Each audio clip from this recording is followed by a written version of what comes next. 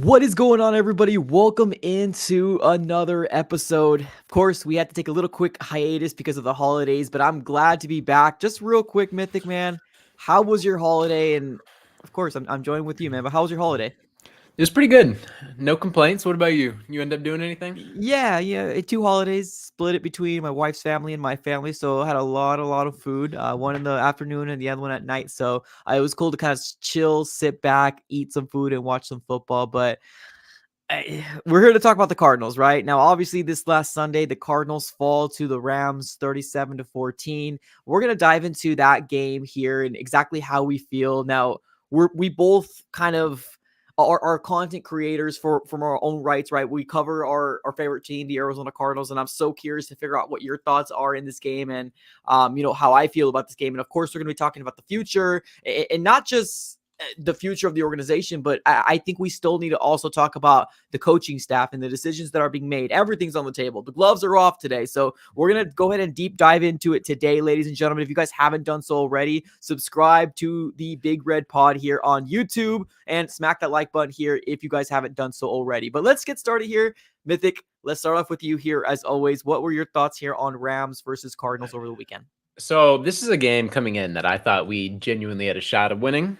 And I made it very clear that I thought the Cardinals are going to come out here and win it because I was like, okay, this is going to be the easiest game we have for the rest of the season. It was this and then Pittsburgh. And Pittsburgh just fired Matt Canada, beat the Bengals, which isn't necessarily super impressive, but they had over 400 offensive yards on an offense that was struggling with Kenny Pickett. People were writing him off, saying he was a bust. They put up 400 yards last week after finding their OC that's been people have been calling for his name for the entire season, last season. People wanted him gone. So, of course, they fire him 1 week before. They get going a little bit. And now the Cardinals end up getting obliterated. Almost 40 on the head top. 40 on the head top. 37 by Matthew Stafford, who looked dang near elite. Came into this not fearing him whatsoever. Matthew Stafford put on a masterclass, 4 touchdowns, 200, like almost 50 yards, I believe. Just insane performance by him. Of course, Tyler Higbee just owns us for whatever reason. It hasn't gotten in the end zone at all, but gets in the end zone twice yesterday. And then do we even have to discuss the man, Kyron freaking Williams? Like, I slammed the bet.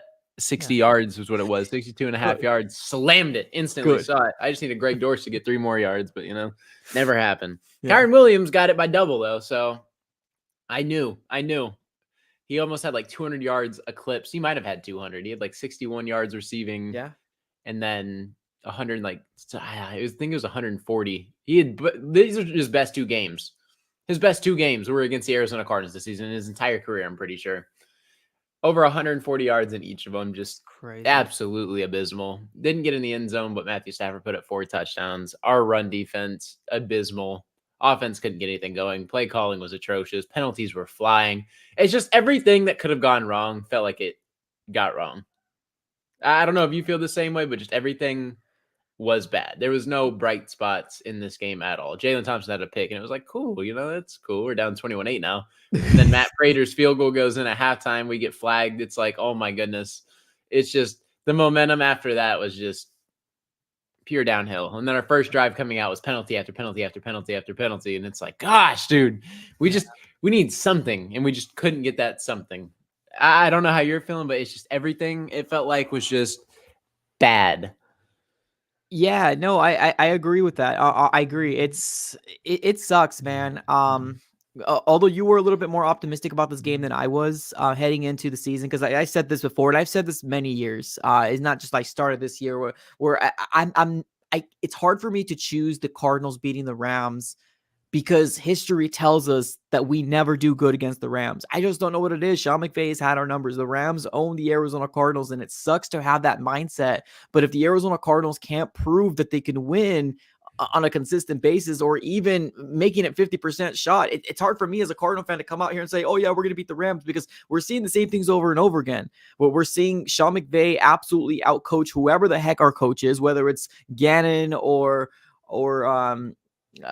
Cliff, so it's frustrating. It really is. And to see Higbee own us, it's to see Kyron Williams come back after injury and put the performance that he put on us again. Now, we can hang our hat on in terms of holding down Cooper Kupp and holding down Puka Nacua, but like we had what Tutu Atwell, kind of slide in into that role and really kind of take advantage of the Arizona Cardinals. So like it's kind of one of those situations where like if it rains, it pours. And right now it's really pouring really badly for Cardinal fans. And I get it. There's some Cardinal fans right now that are not really paying attention, or they don't care because they want the second overall spot or they want the first overall spot. Or regardless of where we're at right now, this is not a good game for the Arizona Cardinals in the showing of what happened overall, because it's hard to pinpoint one person. You can't just say this is on Kyler. You can't just say this is on the offensive line. You can't just say this is on the coaching staff, right? This game took me back to the Browns. But here's the problem.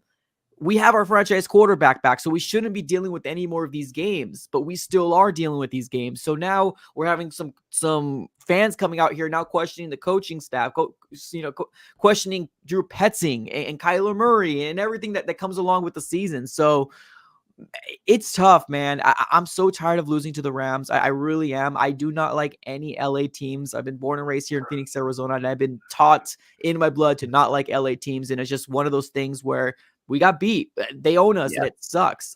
It's terrible. Yeah, you just want to beat a Rams team. I believe McVay is now 13-2 against us in his coaching tenure.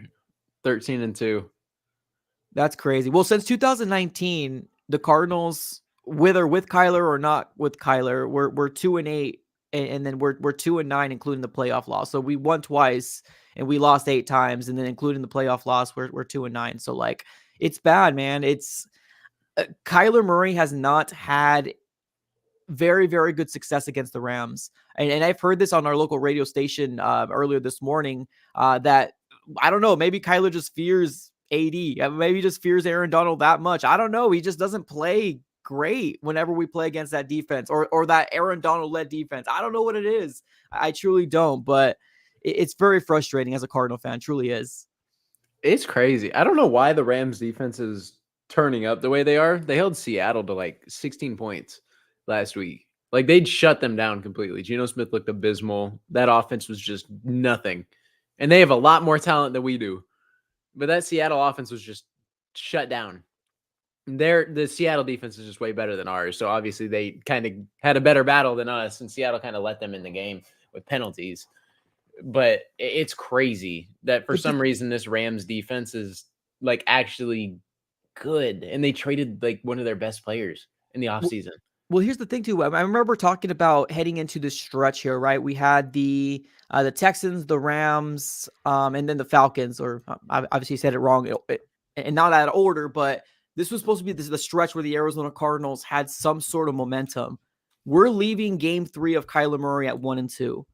And of course, there was a lot of criticism about the Texans game, about the whole 3 turnovers, no points. And then on top of that, we got this game where literally our offense really couldn't get going short outside of that first drive that we had, which is kind of the same replica of what we've been seeing, where we're seeing Kyler Murray under center in the first drive. And then the coaching staff completely scraps it. And they're like, no, don't do that anymore. We scored way too easily. You're going to go back in shotgun, right? It's leading people to believe, are we tanking? What's going on? Is this coaching staff dumb? What's happening? Like, what's going on? Just all these questions that are rising because under center seems to be working, and then we just completely go away from it. And on top of that, James Conner had 6 carries this game. Like, what an absolutely atrocious thing to see.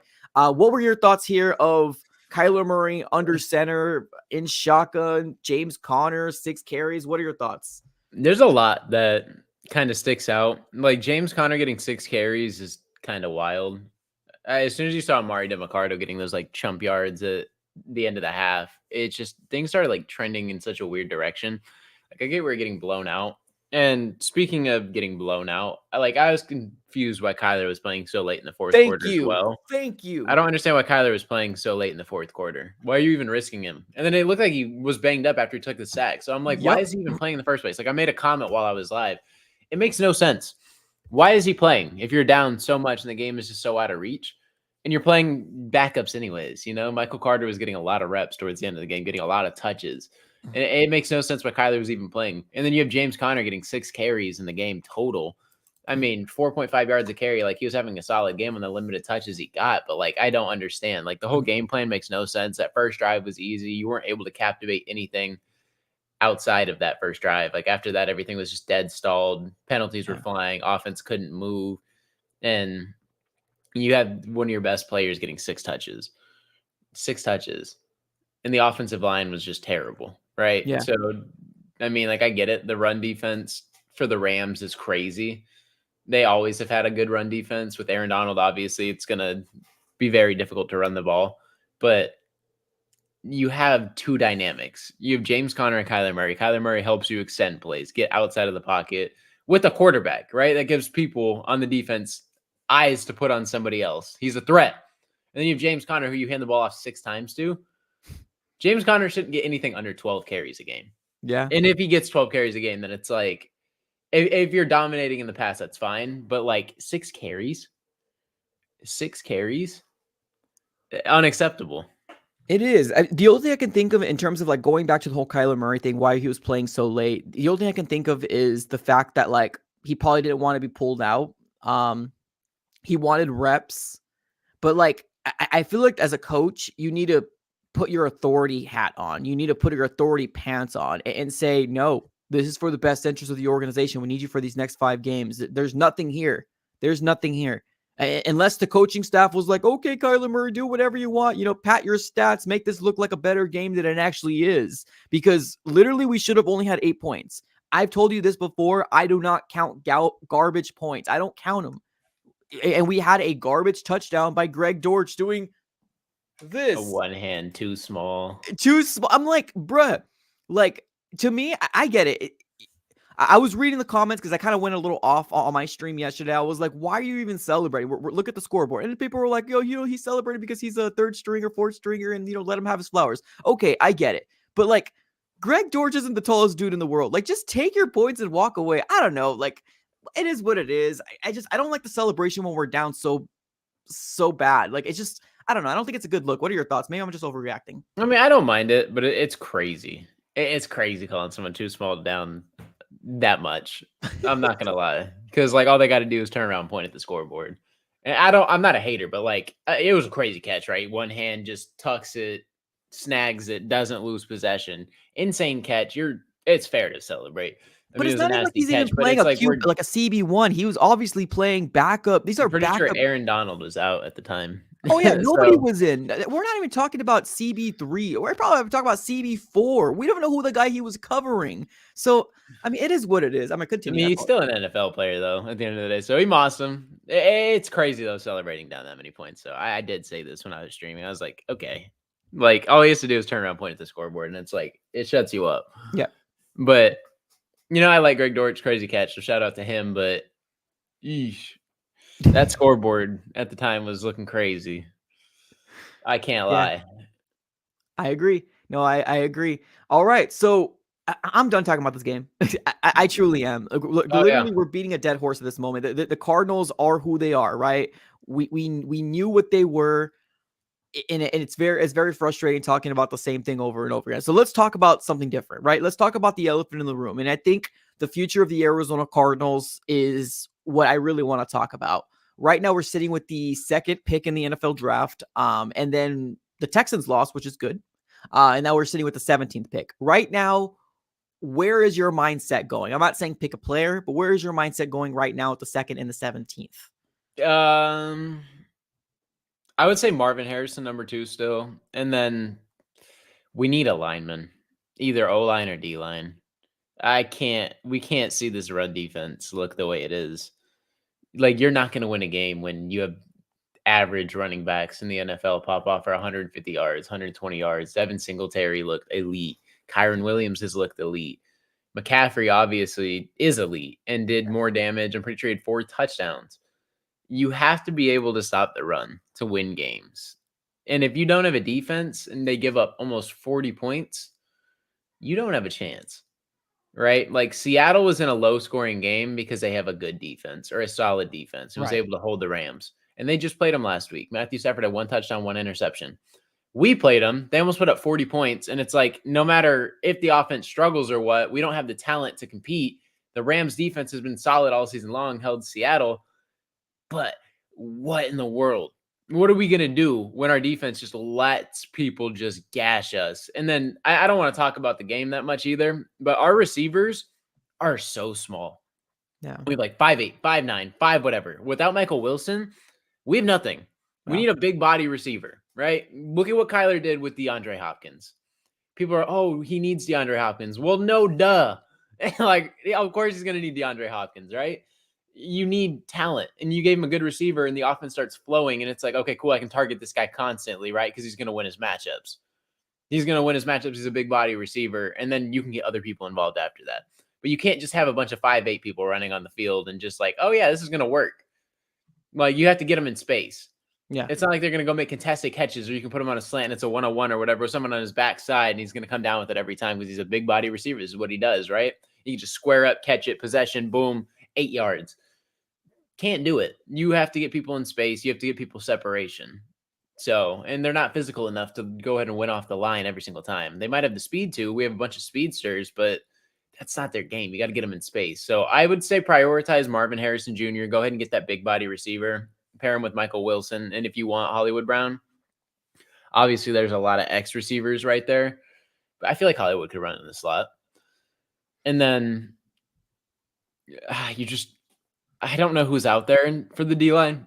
I'm not super big on college. I have to dissect it a little bit, watch Mhm. people's like actual film, watch games, and like actually pay attention a little What more about a because it's position? Like, just throw a position out there, not a player. DN, D tackle, Anything? or Okay. guard on offense. Okay. And So then either the Marvin trenches. Harrison. You got to build the trenches. Yeah. You got to prioritize it so heavy. And then if there's a corner available that's transcendent at pick 17 or under or higher, go corner as well.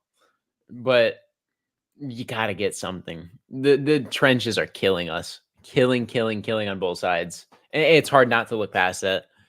Like there's penalties on offense and then on defense, we just can't stop the run to save our life at all. Yeah. No, I agree. So with me here right now, so we got 5 games left. Anything can change. Every week is a different saga. Every week is a different mindset for me. That's just kind of the way my mind works. It's a crazy, especially when you're talking about the Arizona Cardinals. It fluctuates like a roller coaster. Right now, with the number 2 pick, yes, I would go Marvin Harrison Jr. as well. But doesn't mean if we keep losing the way that we're losing, my mind will change. I promise you, my mind will start talking about Kyler Murray not being the guy. Because right now, it's very, very close, Mythic. Right now, I am not seeing what I want to see from Kyler Murray.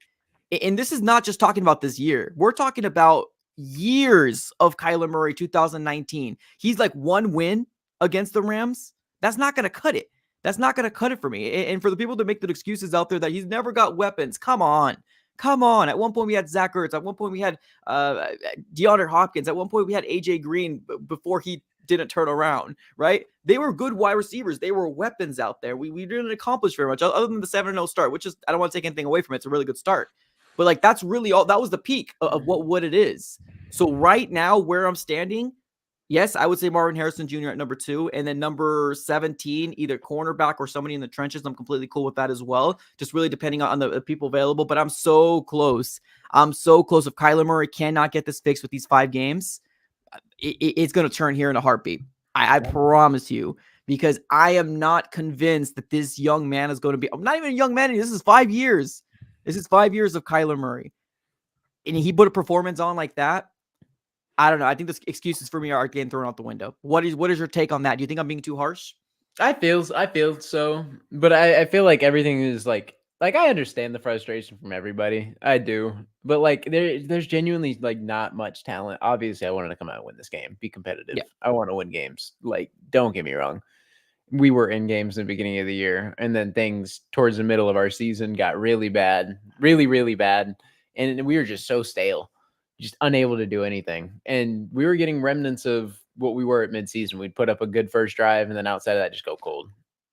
So we're doing a lot of the same things, but we have like, it's so hard with the talent we have to be in football games because like it felt like the Rams dominated us in time of possession. I'm not sure, but it felt They like the did. Rams had the ball They did. so much. Our defense was so gassed, so quick, and our defense was just getting killed on the run. When you can't stop anything and you're just getting gashed constantly, everything becomes open, right? If you have a dominant run game, that's why in the NFL, people love to have run games. If you have an elite run game, it opens everything up.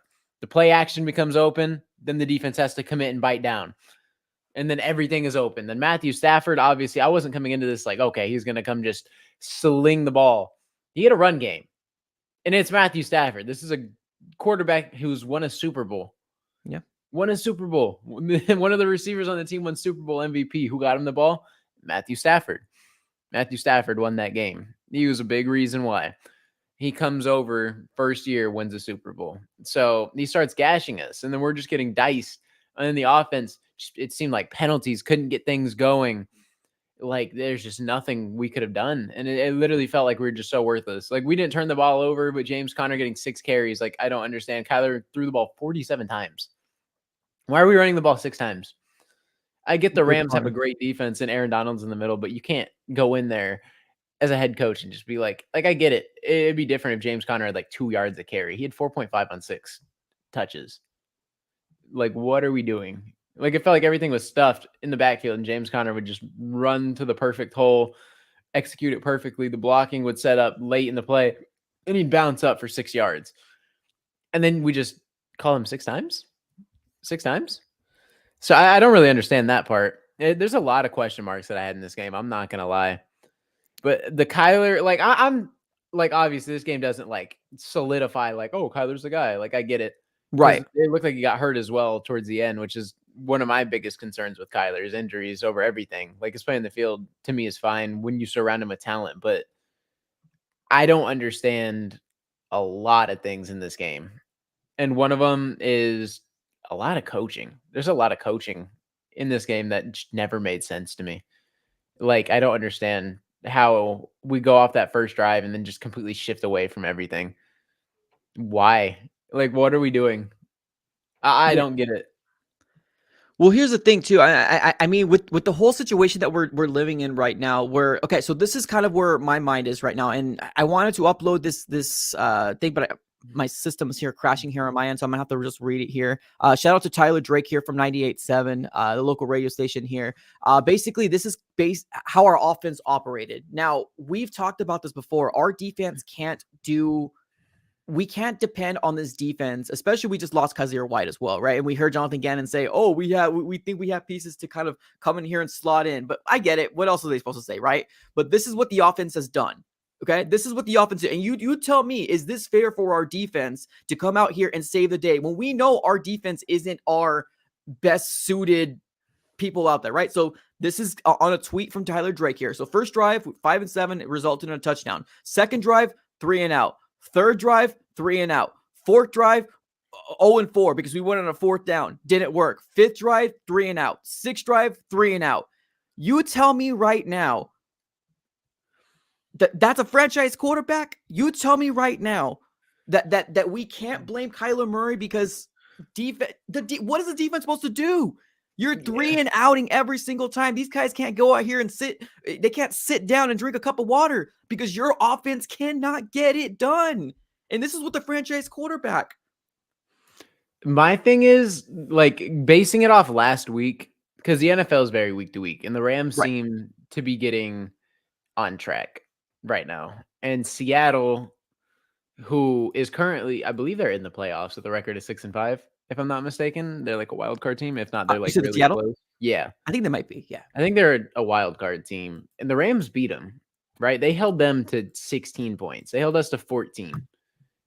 So it's kind of crazy that the Rams turned up the way they did in that fourth quarter, but like they're holding a team in the playoffs to 16, held us to 14. And it's like, I want a lot more. I do. But that Rams, like, I don't know. It just feels like, of course, they're just getting everything going like right now. That's just typical Arizona Cardinals luck. They just decide to turn up as soon as we come in to play. And then obviously, we're not as talented as Seattle.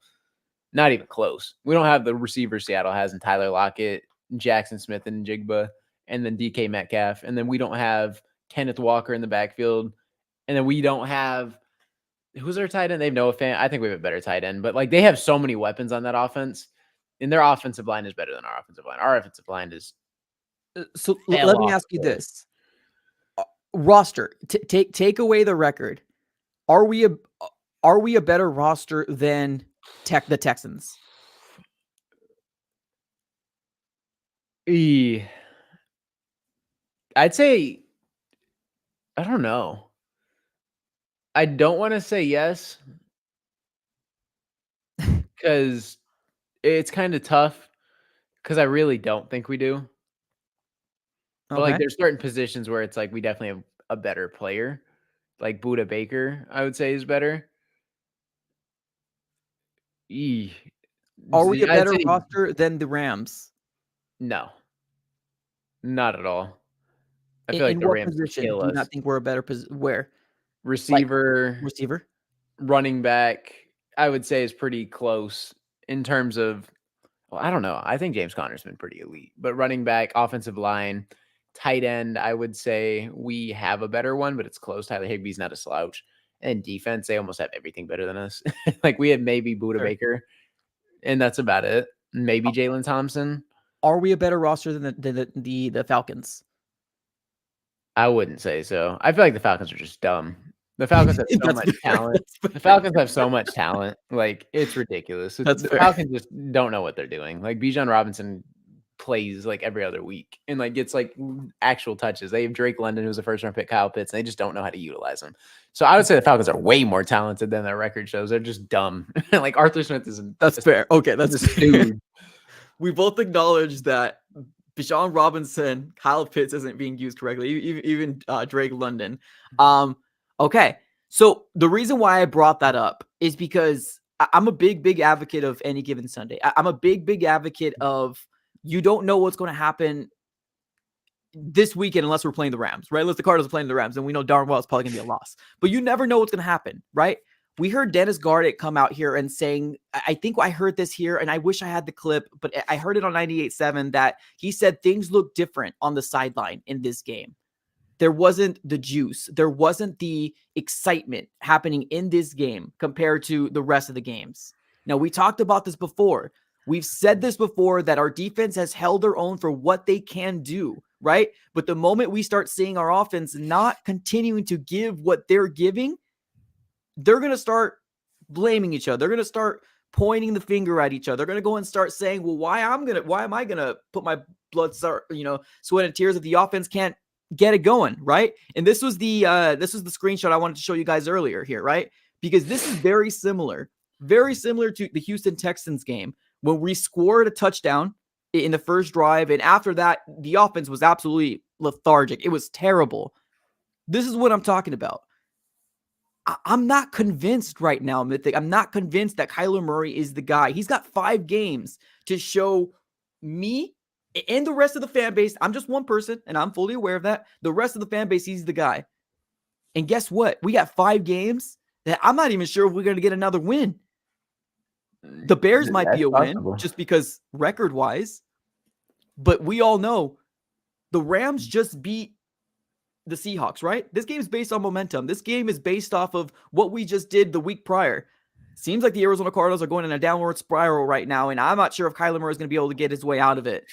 Let me know what your thoughts here are on, I guess, the future of Kyler Murray. I know you said right now in the second pick you would go Marvin Harrison Jr. Is there Yeah. anything right now that would change your mind? Go quarterback in the second pick if we do or not. They'd have to be major, like just decline. Like I feel like Kyler is making throws, but there's also times where it's just like he has no time, or it's like the receivers, there's just no separation or whatever. And like the pocket, it felt like the pocket was collapsing heavy, even towards the end of the game when the Rams had their backups in. I feel like Kyler would drop back and people were in his face, and the pocket was so collapsed. And I was like, we have our starters in, given they have their backups in the fourth quarter with like 7 minutes left, 6 minutes left. And we are still getting our pocket collapsed.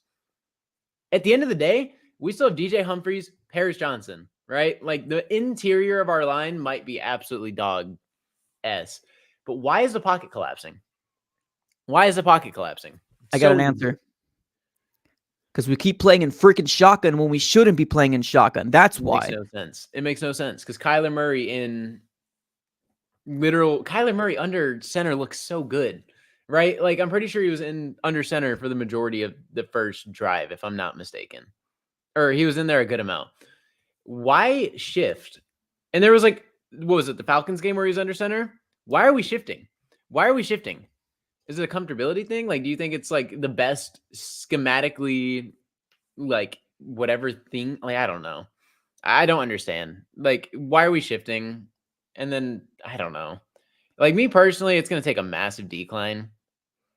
But like, if we get the number one overall pick, obviously it's a conversation. But like, it's not on the forefront of my mind still. I feel like we just got to build the team around him again. But it's tough. Like the play calling, the penalties, it's just nothing's helping this offense. I feel like offense as a whole is taking a toll. And then going back to what you said too about like Dennis Gardick's comments, we kind of said it too. Like at a certain point towards the end of the season, no matter what this offense is doing, if we keep looking like this, like they can only fight for so much longer. Exactly. Right. As soon as we're mathematically eliminated from the playoffs, I said things are going to get bad. And things are getting bad, right? And then, of course, Kyler Murray takes over as soon as everything's dead, right? Josh Dobbs gets shipped out to a better situation. And then it's like, we're left with like a 1-8 record. And Kyler Murray comes back and just takes over absolute garbage. And he's like one or two losses away from the brinks. We get a win, it kind of sparks life. We lose last week, and it's like, okay, even our momentum and like hype for the season just died after the one loss, right? Because we're expecting perfection in a non-perfect season where we were 2-9. And it's like we want wins, like obviously, but it's hard to have that expectation. But the defense, I mean, they've been balling a lot. And it's like you get to a certain point when you do have 10 losses or like you're facing 10 losses, and that's it for you, right? Like mathematically, no matter what you do, you could win out. Can't do anything. So it's tough to go out there consistently week in and week out and just keep fighting and just keep going crazy and keep wanting to rally whatever. Like it's hard. It's hard to not like give up or like understand and play with less passion because you're coming in here week in and week out competing for nothing. Right? You're competing for nothing. So you're trying to keep yourself healthy. You're trying to do all this stuff. Like you're going to go out and play hard, especially people on like their last year deals trying to make a name for themselves. But like outside of that, like if you're paid, like you're gonna go out there and you're just gonna kind of coast. But this almost kind of feels like the whole Cliff Kingsbury. We made it to the playoffs. This is what it feels like to me. Where I was saying I've seen enough.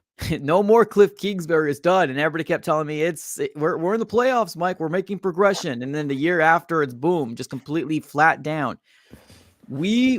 Okay, I can't put you in there. I was so hard on Josh Dobbs with this exact same roster. I was so hard on Josh Dobbs. I would be an absolute hypocritical dude if I didn't do the same thing for a $230 million paid guy. This needs to be something that needs to be addressed if the Cardinals cannot win another game this season. Now, we just talked about pressure, right? Why isn't the Arizona Cardinals coaching staff not protecting Kyler? If we all feel like it's the offensive line, that right? No time. Why isn't our coaching staff doing what they should be doing? Playing under center, getting more protection for Kyler Murray. If your line is indeed garbage, then why aren't you protecting them? Now, earlier this morning, we ended up seeing a breaking news here.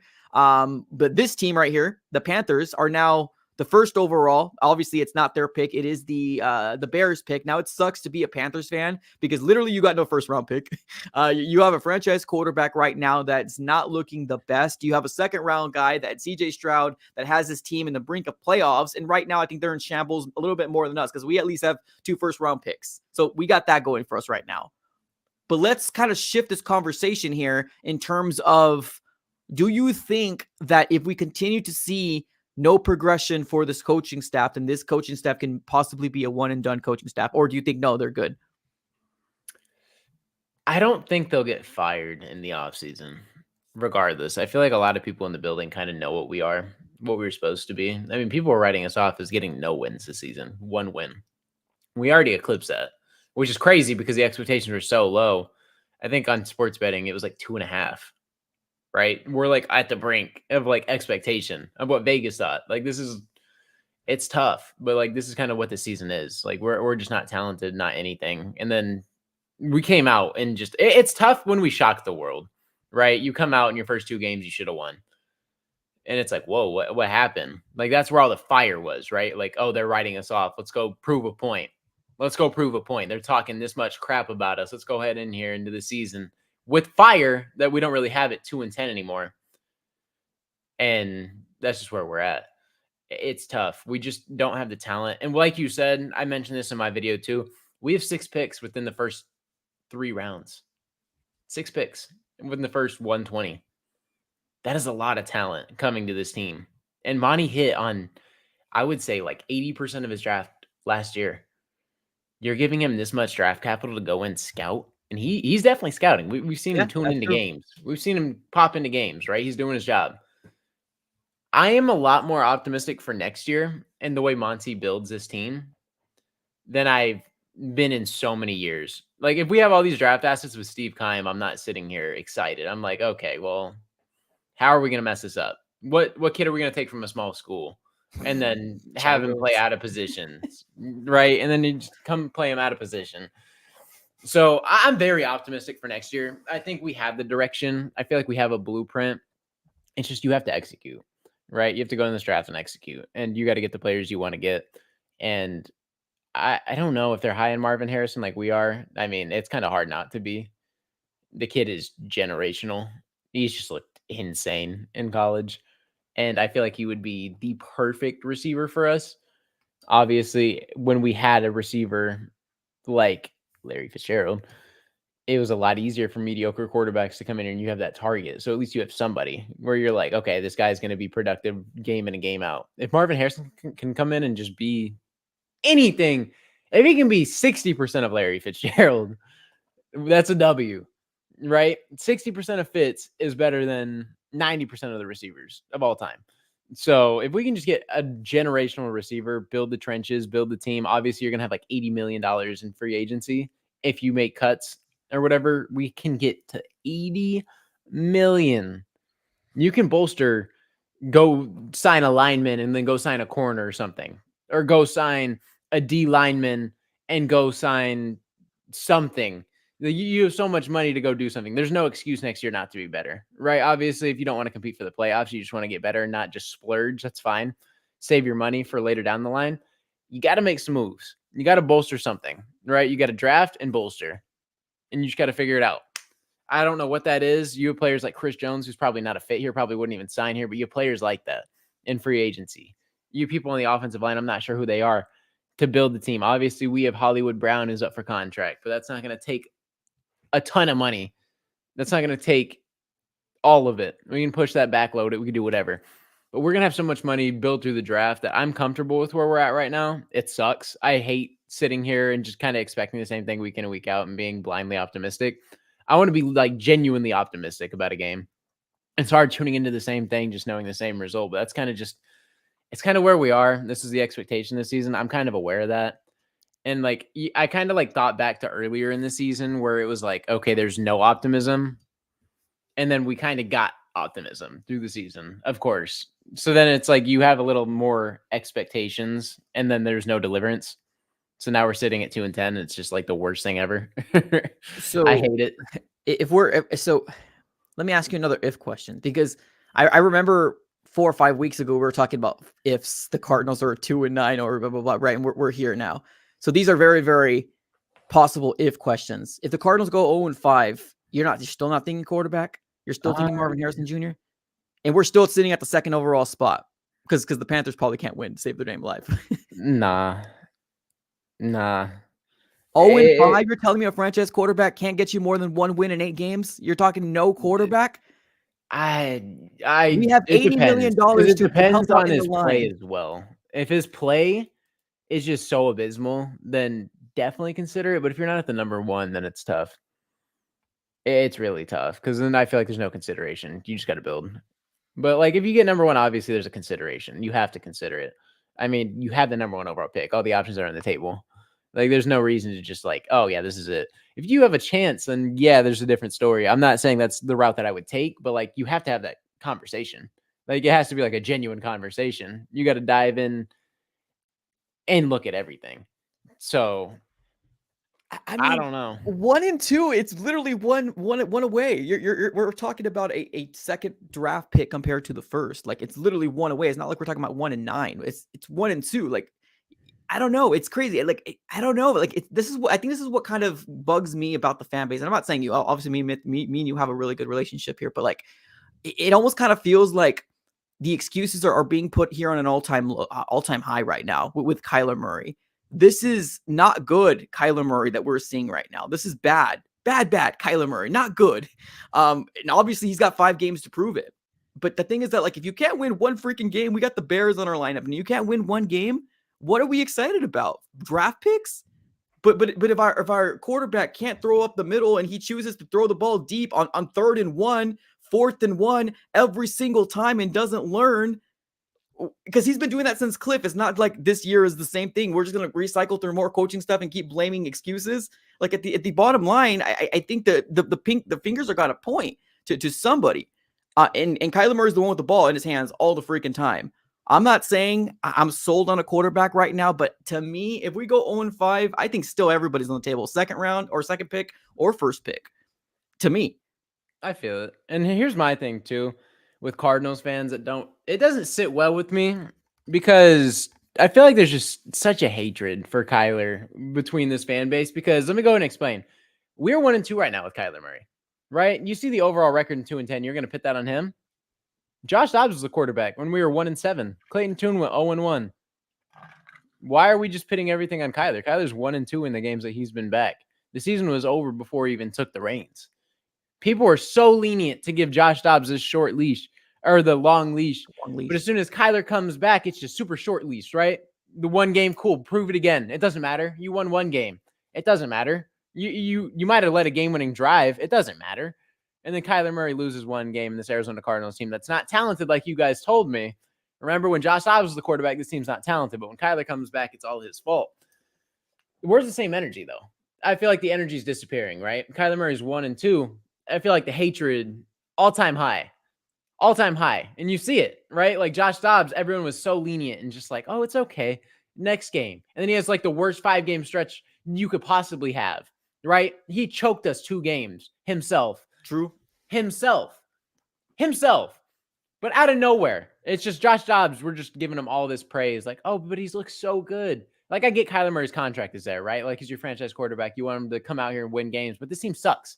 This team team is untalented. We've been saying it from the beginning of the season. What changed, right? We're even more banged up now than ever, right? And like, I get it. And Julio said Dobbs was competing and lost Connor. Kyler's competing too. We gave James Conner 6 carries last game. It's like he didn't even play. He might have not even played. You didn't see James Conner at all. 6 carries? That's just bad scheme, bad everything. After that first drive, everything went downhill. We had penalties flying like crazy. The line can't block. Like, the fight is gone. This team sucks. Like, this fight is gone. We're 2-9. As soon as things slip, what happens? People start to give up. It's going to be hard when you're literally paid to go out there and keep putting your body on the line for a useless season. Do you know how hard that is to be an NFL talent? And it's like, okay, yeah, go ahead and tackle Derrick Henry right now when we're 2-11. Like, you're going to be like, I'm preserving myself for next season. I'm not going to go make that play. Like, obviously they're NFL players, so their mindset's a little different, but right. Like, you're not as willing to go hit Derrick Henry at 2-11 as you are at 11-2. I'll tell you that much. But obviously their mindset's going to be a lot different. But like, it's hard. Like, the expectation for Kyler versus anybody else, like, I get it. The contract is there, but where's the excuses that I was hearing earlier in the season, right? Like, where's this team sucks. His talent's not here. The talent's still not here. We just got Kyler back, right? Like, you slot a better quarterback into a team with no talent. And obviously Michael Wilson hasn't played for 2 of these games. The 2 games we just lost, Michael Wilson hasn't played. We don't have a big body receiver. We got a bunch of 5'8" gremlins running around. And I love them all. Like, don't get me wrong. I love Hollywood, love Greg Dortch, love Rondale Moore, but you got a bunch of midgets running around the field. And it's hard to win games like that, genuinely. Like, I'm not discrediting them and saying they're bad receivers, but you can't do anything.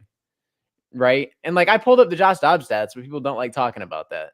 You don't like talking about the 50%, 49%, 57% completion percents, and the 2 interception games and the 0 touchdown games, the games we can't even get in the end zone. Like, we're not talking about that. The games where we can't score in the second half, right? But if it happens with Kyler Murray, it's the end of the world. Like, people just, like, the contract is there, but you got to realize what we got. We don't got much. We really don't. We don't have a big body receiver right now. Michael Wilson's not playing. You say James Conner's not playing. That's fair. I mean, he was basically a non-factor in this game because the offensive coordinator doesn't want to get him involved. And then you don't have Michael Wilson. So you're out here just like, I don't know, you're trying to get these receivers in space, which maybe that's why we're running shotgun, right? Give them better space. Let them run. Like, try to get them in space. But then it's like the offensive line can't block and everything gets collapsed. And it's like, well, Hollywood can't even do his thing because Michael Wilson's not here, or vice versa. Like, you have a big body receiver, then maybe someone else pops off or is able to get more separation because obviously Michael Wilson, right, who can make a contested catch. We've seen it time and time again where he's made very crucial catches this season, even for Josh Dobbs. So I feel like people kind of underrate that aspect of this offense. Like, Michael Wilson's not a big name, but he's been very, very good for us. That's our only receiver over like 6 feet tall. Yeah. So short of Zach Pascal, but Pascal hasn't done a darn thing. Pascal hasn't done anything. Yeah. Like, he's let balls go through his hands. So I don't know. Yeah. It's just a weird situation. We kind of know where we're at, and I'm not like, I know where we're at. I know where we stand, and it's just you got to build into next season. That's kind of where I'm at. Obviously, not everyone's mindset's the same, right? but and that's the beauty. I think that's the I'm beauty of where we're at right now. I got everybody with so many different opinions because I agree with what you know a few things that you said, but I cannot in my mind wrap around the idea that if the Arizona Cardinals go 0-5 and with the Chicago Bears being right there, that Kyler Murray is the guy, regardless if talent or no talent. You're getting paid $230 million. Like, you went through the NFL to deserve that contract, right? Your agent fought for it. You fought for it to get that contract. Your job is to prove it. And you're right. We're 2-10, 100% correct on that. Cardinal fans shouldn't be looking at this roster or us and saying, Kyler Murray, you're a 2-10 team. No, because you're right. You're 3 games, but we're still 1-2. But we still went through a Texans game that we had 3 turnovers and the offense couldn't do anything, 0 points. And we still also didn't do anything against the Rams. So, like, that's kind of where my argument is as well. And I'm glad we're actually having this because everybody's going wild in the chat, you know, and I love all the different opinions that are coming through. But, like, at one point, I think Cardinal fans, or I'm sorry, no, I apologize. What I'm trying to say is that we need to acknowledge the fact that if you're a $230 million franchise quarterback, you need to prove that you are that guy. You got 5 games to do so. 5. And guess what? One of those games are winnable. One of those games are winnable against that we deem winnable. Deemed winnable, exactly. And if you can't win any one of those games, and this performance continues to happen, I think anything's on the table, truly. And I get it. There's a lot of people that don't want to do it because they don't want to start back over. But you're going to sit here and tell me that Kyler Murray is going to get better in year 6? Is that what with the Marvin Harrison Jr. things are just automatically change and things are automatically click? I don't know. I'm not convinced that that's going to happen because you had 8 game sample size and so far we're 1-2. Like I said, every week's different. Maybe next week I'll be singing a different tune. Maybe we'll beat the Pittsburgh Steelers. Just joking. That's gonna be a tough team. Yeah, that defense is tough alone. And of course, Matt Canada gets fired and 400 yards for the first time. Yeah. And I'm like, of course, it's just what happens. We just get the forefront of everything. The Steelers get things clicking on offense. The defense is already crazy. So it's like, why not? Why wouldn't it happen this way? It's just so poetic for us. Do you think, because Kyler Murray did limp off the field? Yeah. Do you think we're dealing with the situation where he might miss a few games? I doubt it, but do you think? I don't think so. Hopefully it was, I don't know. I don't know what it was. I really don't. When he took the sack? Ankle, I think. Okay. As long as it's not a knee. True. As long as it's not a knee. True. I mean, you could tape an ankle. It's going to hurt. You pop a couple painkillers. Obviously, NFL's painkillers go crazy. Right. It lets people play like they're crackheads and have a torn bicep and feel nothing for a half. So, I don't think he misses time, depending on the severity. Obviously, we don't know it yet, so it's kind of tough. But I think he'll be good. I agree too. He did limp off a little gingerly, and that's kind of concerning. But I think at the grand scheme, I think he'll be fine. We do not want to hear what the Cardinal fans would say if he does miss time, because man, that's another big concern that he just can't stay healthy. So I'm hoping that he's going to be fine. Obviously, we're going to be watching the injury report very, very closely today, tomorrow, and the rest of the week. So we'll have to kind of wait and see. But man, right now we are in a downward spiral, but we're not the worst team in the NFL, right? Because obviously draft picks or the draft stock doesn't tell us that we're the worst team, although we're playing very, very bad.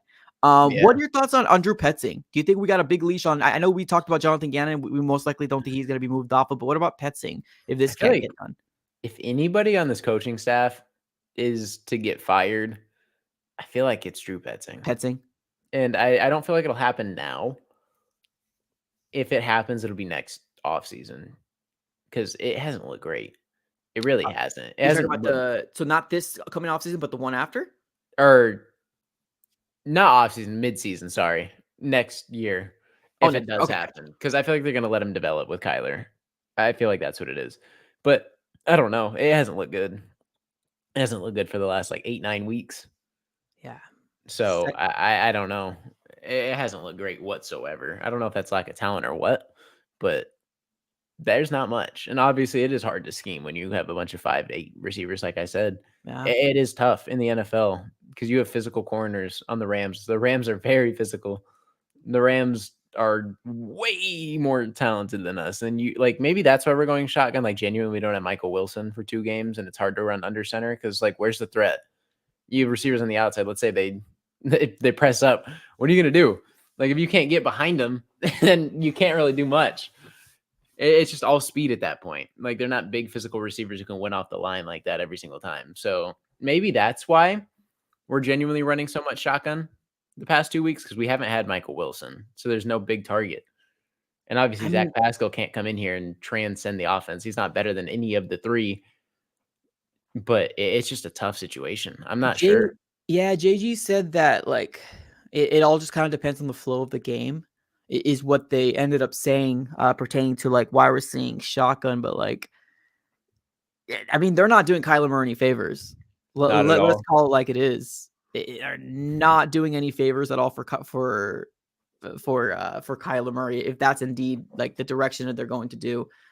I don't know, man. This is tough. This is a tough situation to play. I think honestly, this is the worst case scenario, to be honest with you, because it's not like we're competitive in this game against the Rams. And it was frustrating to see the Texans because to me, I look at the Texans roster and I see a very similar roster to the Arizona Cardinals.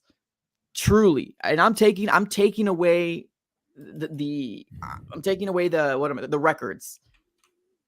I see a very, very similar. Nobody knows who the living hell or is anybody of in this roster. Now, granted, now everybody knows who Tank Dell is because he's doing very good with CJ Stroud. But let's call it like it is. Nobody was jumping on a soapbox before the season started, or even 3 weeks in, talking about how great Tank Dell was. Nobody was talking about it. I see this roster very similar to the Texans, and I begin to ask myself, what's the difference? What's the difference? That offensive line is playing a lot better. Obviously, that you were seeing the games and he's holding their own. But I don't know, man. It's hard for me to not compare our team to a team that is should have been in a worse situation than we are right now. The Texans are a 6-win team, and the Cardinals are a 2-win team, and we're struggling to even get a third win Yeah, here.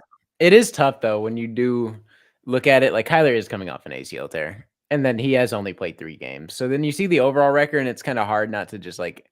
I feel like a lot of people look at Kyler and like blame the 2-10 on him. He didn't get us here. He didn't play every single game. He's also coming off an ACL tear. Gave us our first win in his first game back. Led a game-winning drive. Like he's getting comfortable with a new system, new plays, new head coach, new everything, new offense. On top of that, coming off a big-time surgery, and he's 1-2. Like I feel like people look at this and like pit the 2-10 on Kyler. Like it's really not his fault like that. It's really not. It's tough to be in this position, right? Because it's meaningless football, and we weren't competitive in this, but we were competitive in 2 games, and we should have beat the Texans. No ifs, ands, or buts. The offense got to be better in that one, absolutely. Well, we were in 2 games, and we won one of them. One swung our way, one didn't. So I don't know. It's tough. It's just tough. Well, it is tough because it's the question that you're going to ask. Then why are you throwing Kyler Murray out there? Are you really evaluating him? Yeah. Or are we saying he's going to be the future? Because if that's the case, sit him down, keep him healthy. What are you playing for? I Yeah. think anything's on the table. They're playing him out here for a reason. He's got 5 games left. Unless they shut him down somehow, unless he comes out and they say, oh, we're shutting him down, then that can be either one or two things. The Cardinals are already convinced that he's not the guy, or the Cardinals are convinced that he is the guy. He's still playing in a meaningless season. Meaningless season. I feel like he needs it though to get comfortable because live reps mean a lot more. So going into next year, like even if he gets one more game in or a couple more, I feel like he needed this to come off the ACL, not only for confidence, but just to get comfortable with everything. Because just throwing him into the fire and shutting him down for the rest of the season, it would have been tough, right? Because we would have had nothing, and then people would have been calling for his neck, and then you genuinely don't know what you have. Like, they have a small sample size, know what he's capable of. Maybe he plays 1, 2 more games and shut him down for the rest of the year so he's not hurt. Like, Well, that's that's a what I'm saying. possibility. I think we're going to see him the rest of the season because I think the Cardinals are still evaluating. Truly, I don't think they're going to shut him down unless he is hurt. Unless he's hurt, then obviously do what you got to do, But I think the Cardinals are going to continue to play him because they don't know. They don't know if they're going to be rocking with him. See, that's the thing, too. We don't know where they stand. That's the thing that just causes so much speculation. I feel like they're rocking with Kyler. That's just off pure speculation. I don't know Yeah. anything. I Yeah. don't talk to Monty. I don't talk to Jonathan Gannon. Right. I don't talk to Petzing. It's just pure speculation. And I want to say they rock with him, but it's hard in a meaningless season. Yeah. So I don't know. Everything is on the table. I agree. All right. Well, obviously this was a much needed conversation to happen here. We're going to be shutting down here pretty soon. I appreciate you guys for tuning in. Absolutely. We are a 2-10 team. We're sitting with the 2nd overall spot in the NFL draft, and we're sitting with the 17th overall spot in the Texans draft. Because of the Texans pick. So we got 2 first-round picks. We'll see what happens here with the Arizona Cardinals. But we got the Steelers next, which isn't going to be an easy game. We got the 49ers after that, and then we got the Bears. So we'll see what happens in this 3-game stretch. Anything else you want to add, Mythic, before we let everybody go? Bears play tonight. Let's see what they got. Bears Vikings. I don't know who's tuning into that. I might, but I don't know. People who love Josh Dobbs is going to tune in. That's who's right. That is a tough watch game right there. I'm not gonna lie, but hey, we can see what the Bears got. The Bears have been decent. Offensive line. The offensive line has been pretty decent. Tyler Bagnett or whatever his name is came in, won like 2 games. So yeah, Tommy DeVito as well coming in here getting 2 wins for the Giants. So who knows? in the Cardinals can't win a damn thing. Patriots are tanking so hard. Oh yeah. That game, the the Giants for the Patriots. You could tell that nobody wanted to do a damn thing. Nobody wanted to win the game. Tank bowl for sure. It was bad. All right, y'all. Let's go ahead and close up shop here. Appreciate you guys for tuning in. As always, if you guys didn't already, smack the like button and also subscribe. And on top of that, we are also streaming here on Apple Podcasts. So take us on the road if you are doing anything other than obviously on YouTube. So appreciate you guys here. Have a great rest of your day. And as always, go Cards.